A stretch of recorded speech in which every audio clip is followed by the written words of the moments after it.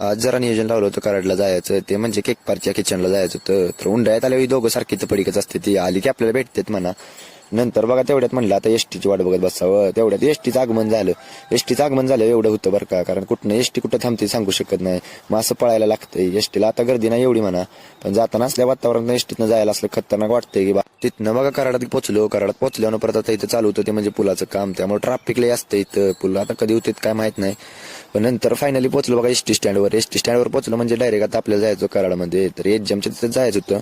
तेवढ्यात म्हणलं आता इथं कोण दिसतंय का बघावं. तेवढ्यात आपला भाव भेटला की प्रवीण भाव आलंय दिवसातनं भेटला होता भाऊ, खुशच झाला होता. जा नाही आपली शेवटी म्हणा.